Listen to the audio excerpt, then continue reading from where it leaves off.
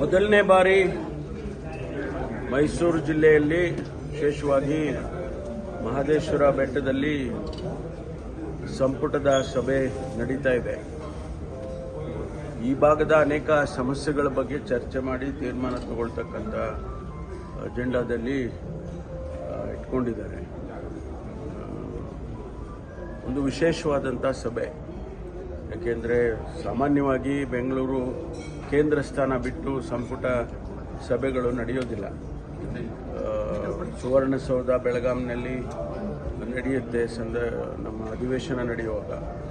ಅದು ಬಿಟ್ಟರೆ ಕಳೆದ ಬಾರಿ ಗುಲ್ಬರ್ಗಾದಲ್ಲಿ ಒಂದು ಸಭೆ ಮಾಡಿದ್ದೆವು.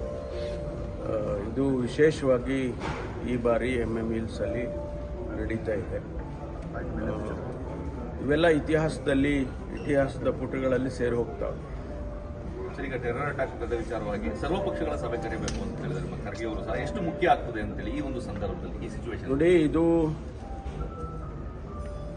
ದೇಶದ ಭದ್ರತೆಯ ವಿಚಾರ.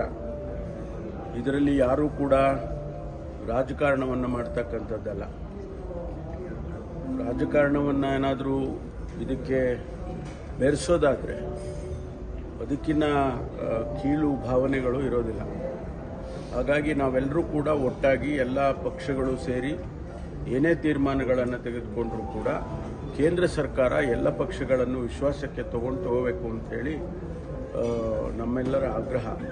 ಹಾಗಾಗಿ ಬಹುಶಃ ಆ ದೃಷ್ಟಿಯಿಂದ ಸರ್ಕಾರ ಸರ್ವಪಕ್ಷ ಸಭೆಯನ್ನು ಕರೀತಾ ಇರ್ಬೋದು. ಅದು ಬಹಳ ಒಳ್ಳೆಯ ಬೆಳವಣಿಗೆ. ಜೊತೆಗೆ ನಾವೆಲ್ಲ ಈಗಾಗಲೇ ಹೇಳಿದ್ದೀವಿ, intelligence failure, military intelligence failure ಆಗಿದೆ, ಅಥವಾ ದೇಶದ ಆಂತರಿಕವಾಗಿರ್ತಕ್ಕಂಥ ಇಂಟೆಲಿಜೆನ್ಸ್ ಫೇಲ್ಯೂರ್ ಆಗಿದೆ. ಹೆಂಗೆ ಅವರು ಒಳಗಡೆ ಬಂದರು, ಆ ಟೆರರಿಸ್ಟು ಒಂದು ದಿನದಲ್ಲಿ ಪ್ಲ್ಯಾನ್ ಮಾಡಿ ಮಾಡುವಂಥದ್ದಲ್ಲ. ಅವ್ರು ಬಂದಿರೋದು, ಅವರ ಅಮ್ಯುನಿಷನ್ಸು, ಅವರ ಫೈರ್ ಆರ್ಮ್ಸು ಇವೆಲ್ಲ ಹೇಗೆ ಬಂದಿದ್ದಾವೆ ಅನ್ನೋದನ್ನು ಈಗ ತನಿಖೆ ಮಾಡಬೇಕಾಗ್ತದೆ. ಭಾಳ ಗಂಭೀರವಾಗಿ ಇದನ್ನು ಕೇಂದ್ರ ಸರ್ಕಾರ ತಗೋಬೇಕು ಅಂತೇಳಿ ನಾವೆಲ್ಲ ಒತ್ತಾಯ ಮಾಡಿದ್ದೇವೆ. ಆದ್ದರಿಂದ ಪ್ರಧಾನಮಂತ್ರಿಗಳು ಕೂಡ ಈಗಾಗಲೇ ಅನೇಕ ತೀರ್ಮಾನಗಳನ್ನು ರಾಜತಾಂತ್ರಿಕವಾಗಿ ಅನೇಕ ತೀರ್ಮಾನಗಳನ್ನು ತಗೊಂಡಿದ್ದಾರೆ. ಮುಂದೆ ಸರ್ವಪಕ್ಷ ಸಭೆಯಲ್ಲಿ ಏನೆಲ್ಲ ತೀರ್ಮಾನಗಳಾಗುತ್ತೆ ಕಾದು ನೋಡೋಣ. ನಮ್ಮ ಪಕ್ಷದ ಸಂಪೂರ್ಣ ಸಹಕಾರ ಖಂಡಿತವಾಗಿ ಇರುತ್ತೆ. ಈ ದೇಶದ ಭದ್ರತೆಗೆ ಸಂಪೂರ್ಣ ಸಹಕಾರ ಇರುತ್ತೆ. ಕಾಂಗ್ರೆಸ್ ಪಕ್ಷ ಯಾವತ್ತೂ ಕೂಡ ದೇಶದ ಭದ್ರತೆಗಾಗಿ ಅನೇಕ ಯುದ್ಧಗಳನ್ನೇ ಕಾಂಗ್ರೆಸ್ ಪಕ್ಷ ನೋಡಿದೆ. ಆ ಸಂದರ್ಭದಲ್ಲಿ ಆಗಿರ್ತಕ್ಕಂಥದ್ದು ಪಾಕಿಸ್ತಾನದ ಜೊತೆಯಲ್ಲಿ ಇದ್ದ ಅನೇಕ ಸಂದರ್ಭದಲ್ಲಿ, ನಮ್ಮ ಪಕ್ಷ ಆಡಳಿತದಲ್ಲಿ ಇದ್ದಂಥ ಸಂದರ್ಭದಲ್ಲಿ, ಶ್ರೀಮತಿ ಇಂದಿರಾ ಗಾಂಧಿ ಅವರು ಇದ್ದಂಥ ಸಂದರ್ಭದಲ್ಲಿ ಎಲ್ಲ ಆಗಿದೆ. ಹಾಗಾಗಿ ನಮಗೆ ಅಷ್ಟೇ ಸಹಕಾರವನ್ನು ನಾವು ಕೊಡೋದಕ್ಕೆ ತಯಾರಿದೆ. ಬೆಂಗಳೂರು ಸಹ ಅತಿ ಸೂಕ್ಷ್ಮವಾದಂತಹ ಪ್ರದೇಶ, ಹಿಂದೆ ಸಹ ಸಾಕಷ್ಟಾಗಿತ್ತು. ಈಗಾಗಲೇ ನಾನು ನಮ್ಮ DG ಅವರ ಜೊತೆಯಲ್ಲಿ ಮಾತನಾಡಿದ್ದೇನೆ. ಇಡೀ ರಾಜ್ಯದಲ್ಲಿ ಒಂದಿಷ್ಟು ಕಟ್ಟೆಚ್ಚರಿಕೆ ಇರಬೇಕು. ನಾವು ಯಾವಾಗಲೂ ಕೂಡ ಇಂಥ ಸಂದರ್ಭದಲ್ಲಿ ಒಂದಿಷ್ಟು ಅಲರ್ಟನ್ನು ಮಾಡಿರ್ತೀವಿ.